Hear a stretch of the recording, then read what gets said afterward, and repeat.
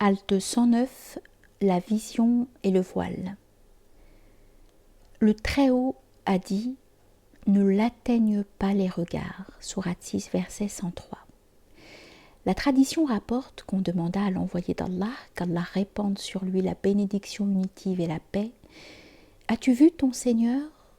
Il répondit « Lumière, comment le verrai-je » Mais on rapporte aussi qu'à un autre qui posa la même question, il a répondu « Oui, je l'ai vu ». La résolution du problème, selon nous, c'est qu'il l'a vu à l'état de veille, lors de la nuit du voyage céleste, alors que son regard ne dévia pas et resta juste. Quant à la première réponse concernant la vision, elle s'explique soit par le fait que le prophète savait que celui qui la posait n'envisageait que la vision de l'essence pure, transcendant tout support de manifestation, et qu'il ignorait ce qui concerne la théophanie. La réponse simple qu'il lui donna était donc celle qui lui convenait le mieux. Soit que le questionnaire n'envisageait la vision que comme le fait habituellement le commun des hommes, estimant que la lumière des rayons empêche le spectateur de voir vraiment la source lumineuse.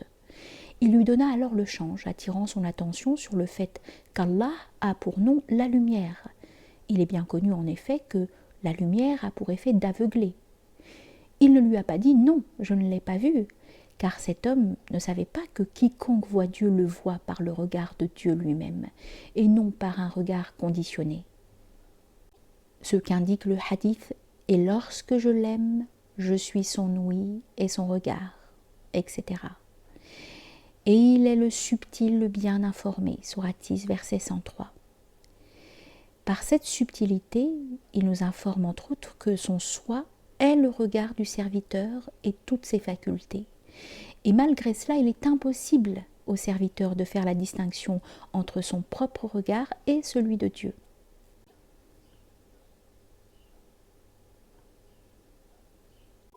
Muhammad, qu'Allah répande sur lui la bénédiction et la paix, vit sans aucun doute son Seigneur dans un support de manifestation qui est la première autodétermination réservée à Muhammad à l'exclusion de tout autre envoyé ou ange. La vision sans autodétermination est impossible.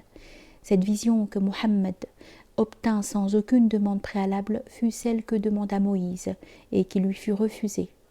Non qu'elle fût impossible pour lui en principe, mais à cause de la façon dont il l'avait demandé, il ne l'obtint que dans l'évanouissement. Lorsqu'il reprit conscience, il ne put la supporter, dès lors que sa constitution restait en l'état. C'est pourquoi il lui fut dit « Tu ne me verras pas » Sourate 7, verset 143. Autrement dit, ta vision est impossible tant que tu restes dans ta disposition actuelle déterminée par ta demande. Muhammad fut capable de voir cette vision grâce à un privilège qu'Allah lui avait accordé quant à sa capacité corporelle et spirituelle, et parce qu'il a été au plus près. Sourate 53, verset 9. Alors que le reste des envoyés se maintint à la limite de la distance de 2 arcs. Sourate 53, verset 9. Ce qui, dans ce dernier cas, correspond à l'aspect extérieur de la science et de la réalité. La vision obtenue par Muhammad et Moïse est autre chose que la contemplation dont bénéficient les connaissants d'Allah, comme les prophètes et les saints, quelle que soit la disparité dans leur degré de contemplation, que cette dernière ait lieu hors du monde ou en lui. Les connaissants réalisés ne disent pas qu'ils ont vu Dieu au moment de leur contemplation.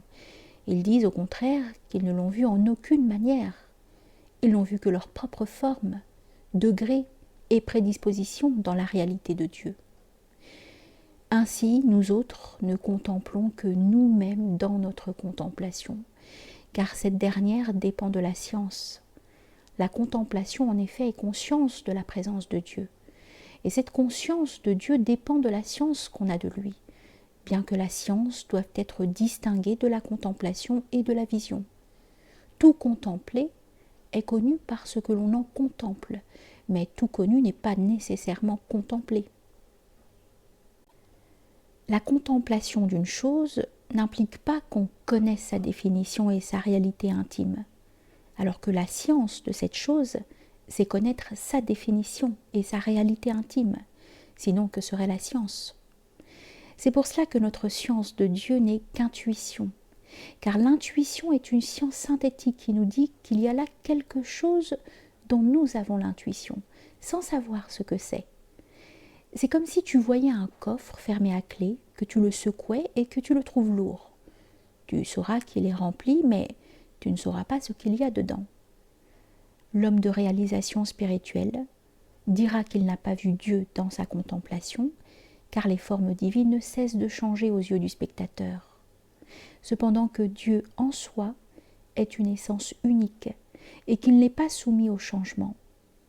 Cependant, l'homme réalisé sait qu'il ne voit ces formes que par le miroir de la réalité divine et qu'il y a bien vision. C'est à cela que notre imam et modèle Muhyiddin ibn Arabi a fait allusion dans ses vers. Les cœurs des connaissants se mettent en mouvement lorsqu'ils contemplent celui qu'ils ne voient point. C'est là une des choses les plus merveilleuses chez nous. Nous le voyons et nous ne le voyons pas lorsque nous le voyons. L'état des hommes réalisés transcende le monde. Et dans la contemplation, on dit qu'ils ont vu Dieu. Mais qui est le spectateur et qui est l'objet de vision? La contemplation, en effet, est pure extinction. Dès lors, le spectateur est identique à ce qui est vu. Et dans tous les cas, il ne le voit pas. Les spectateurs ne voient que leur forme, leur être, leur état. Tout contemplant ou connaissant de Dieu ou de la création n'atteint dans son objet que ce qui correspond à ses prédispositions et à ses états, mais il contemple et connaît cela dans la réalité de Dieu. Ce qu'il voit, il ne le voit qu'en lui. L majuscule. S'il dit qu'il a vu Dieu, il dit vrai au sens large, et s'il dit qu'il ne l'a pas vu, il dit vrai aussi, car le Très-Haut, en tant qu'essence, n'est jamais déterminé ou conditionné en soi, lors des autodéterminations ou les autoconditionnements. La parole du Très-Haut, celui qui voit, c'est pour lui-même, et celui qui est aveugle, c'est à l'encontre de lui-même, sourate 6, verset 104, nous autorise à dire ce que nous disons. Celui qui, selon son allégation personnelle, voit Dieu, ne voit que lui-même, autrement dit, sa prédisposition et son état. Et celui qui est aveugle et ne voit pas n'est aveugle qu'à l'encontre de lui-même, la préposition ala ayant valeur de han à cet endroit. Il ne voit que soi, autrement dit, ses prédispositions et ses états, et il n'est aveugle qu'à l'égard de soi. Dès lors que quelqu'un voit quelque chose à l'état de veille ou à l'état de sommeil, il ne le voit qu'à la mesure de sa prédisposition. C'est finalement lui-même qu'il voit. Aucun spectateur ne peut voir Dieu en soi, car l'être conditionné ne peut voir que le conditionné, et il ne pourra jamais voir l'absolu inconditionné. La vision de la réalité de Dieu au-delà de tout support et totalement inconditionnée est impossible en ce monde ou dans l'autre, fût-ce pour un envoyé ou un ange, même pour la créature la plus élevée, la plus proche de Dieu qui est Mohammed, qu'Allah répande sur lui la bénédiction et la paix. Notre imam Muhyiddin ibn Arabi l'a exprimé en ces vers. Il n'apparaît du soleil et de la lumière de la réalité rien au monde des esprits, si ce n'est un disque. L'essence ne peut être atteinte en dehors de tout support, même si l'homme est anéanti par l'extrême désir. Il veut dire qu'on perçoit le soleil par son disque, mais qu'on ne peut ni maîtriser totalement sa vision, ni la regarder en face, ni connaître exactement ce qu'il est, à l'instar de la réalité de Dieu pouvant être contemplée grâce à des formes et des supports sans lesquels il est impossible de le faire. Cette réalité ne peut ni être ni atteinte par la science, ni englobée, ni connue avec exactitude. Elle n'est donc pas contemplée en soi réellement, car le rapport entre ce qu'on en saisit et ce qu'on n'en saisit pas est semblable au rapport entre le fini et l'infini. C'est pourquoi on a pu dire « Ton éblouissement t'empêche de voir la lumière du soleil à découvert ». Dès qu'il se revêt d'un léger nuage, cela devient possible. La manifestation de la réalité est symbolisée ici par le soleil. Lorsqu'il est dégagé de tout nuage, tu ne peux le regarder directement. Il en est ainsi de la lumière de la réalité, lorsqu'elle est dépouillée de tout support. Dès qu'un voile de nuage recouvre le soleil, on peut le regarder directement, mais c'est relatif à la vision du spectateur, car le soleil n'est pas vu tel qu'il est en soi. Il en est ainsi de la luminosité de la réalité absolue. À ce propos, notre cher Muhyiddin ibn Arabi a dit « Le soleil nous atteint et nous atteignons le soleil. Oui, et de lui nous obtenons bonté et assistance. Certes, nous le voyons lorsqu'il est manifeste comme la théophanie, mais nul ne peut le saisir en soi. La lumière pure nous empêche tout accommodement. Comment donc pourrait-il y avoir union au sans mode ? La réalité vraie est un miroir dans lequel apparaît la forme de celui qui bénéficie de la théophanie à la mesure de sa prédisposition. Ce miroir révèle ses états et ses dispositions principielles, comme la réalité apparaît elle-même dans les miroirs des essences éternelles selon leur prédisposition, leur capacité à manifester les dispositions principielles et les qualités intrinsèques de cette réalité. La forme varie sans cesse entre le spectateur et le miroir, rendant impossible pour le premier de voir la forme et le miroir en même temps. Pour celui qui contemple, c'est la même chose. Nul ne voit la réalité de Dieu sans forme, sauf s'il est affranchi de tout conditionnement. Alors, le spectateur et le spectacle sont Dieu qui ne voit rien d'autre que lui-même, car l'altérité est exclue dans l'état d'extinction. À supposer que n'apparaisse au spectateur ni sa forme ni celle d'un autre. Aurait-il alors vu Dieu ? C'est chose totalement impossible. Mohammed, qu'Allah répande sur lui la grâce et la paix en effet, qui est l'être le plus aimé, le plus élevé, le plus proche de Dieu, ne l'a vu ni dans un degré ni au-delà, si ce n'est dans le degré du conditionnement. Comment donc quelqu'un d'autre pourrait-il convoiter ce qui ne peut l'être ? Aucune révélation ne peut descendre, et aucune loi sacrée ne peut être appréhendée hors d'un degré conditionné.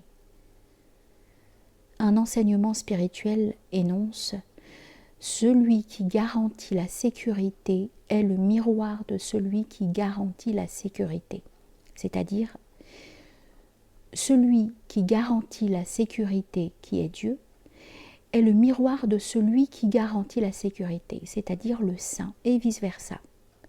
Bien que Dieu entre dans cette double réflexion avec toute chose, le mu'min, celui qui garantit la sécurité, celui qui a la foi, est mentionné spécialement à cause de son élévation et parce que c'est à lui que se dévoile cette double réflexion et pas à d'autres.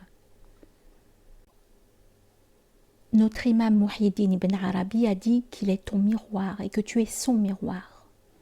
En d'autres termes, il est ton miroir dans la vision que tu as de toi-même, et il est le vase de ta réalité personnelle, et il est ton miroir dans la vision d'autrui.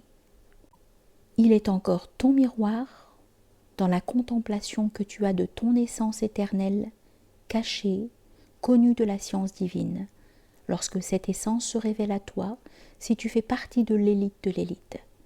Et toi, sous le rapport de ta réalité personnelle, tu es son miroir, lui permettant de voir ses noms identiques à son essence, considérés dans certaines de ses relations et à certains points de vue, ces relations n'étant rien d'autre que l'essence. Ainsi, tantôt Dieu est le miroir et le serviteur est le spectateur, tantôt le serviteur est le miroir et Dieu est le spectateur et le spectacle. Tout devient ambigu et équivoque. On ne peut plus distinguer le spectateur, le spectacle et le miroir. Qui est Dieu ? Et qui est créature ? C'est la réalité de Dieu qui se voit dans le miroir, puisque tout spectateur ne voit réellement que par participation à la réalité de Dieu. La forme révélée par le miroir n'apparaît que par la présence en face de lui de ce qui s'y mire, et ce n'est autre que la réalité divine, alors que le miroir est aussi la réalité divine. Le verre était si fin et le vin si limpide qu'ils étaient semblables. Leur nature était uniforme. C'était comme s'il n'y avait que vin sans coupe et comme s'il n'y avait que coupe sans vin. Les connaissances sur cette question sont à juste titre dans la perplexité. D'un côté, ils veulent faire de Dieu l'essence du monde, mais ce n'est pas clair pour eux à cause de sa transcendance et sa pureté. D'un autre côté, ils veulent qu'il soit différent du monde, mais cela ne leur convient pas non plus, car le monde n'est pas surajouté aux relations de la science divine, étant entendu que la science est fondamentalement identique à l'essence. Finalement, le connaissant est sous un voile, et l'ignorant est sous un voile, bien que les voiles soient différents.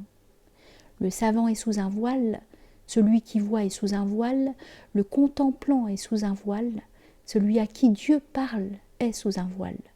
Toute intuition participant de la dualité est voile. N'y échappe que ce qui relève de l'identité, lorsque la conscience n'est associée à aucune condition d'altérité. Je mentionnerai ici une coïncidence extraordinaire. Notre imam, Muhyiddin ibn Arabi, qu'Allah soit satisfait de lui, lorsqu'il parle de la nature, déclara qu'il eut une vision de sa mère complètement nue et qu'il la couvrit, ajoutant quelque chose comme « Alors je la couvris d'un voile et ne laissai pas apparaître ce que j'avais caché ». Il entendait par là qu'il symbolisait la nature par la mer. Quant à moi, serviteur d'Allah, alors que j'étais en train d'écrire cette halte, je vis en rêve notre père Adam, sur lui la paix, extrait tout nu de sa tombe, et je le recouvris d'un vêtement qui était à moi. Je compris que celui qui était dans ce vêtement était le Père véritable dont nous sortons et dont nous descendons. C'est pour cela que j'ai utilisé le symbole et l'allusion en cachant 100 mètres en lumière. À la fin de cette vision, il y a une bonne nouvelle, et quelle bonne nouvelle! Et louange à Allah, maître des mondes.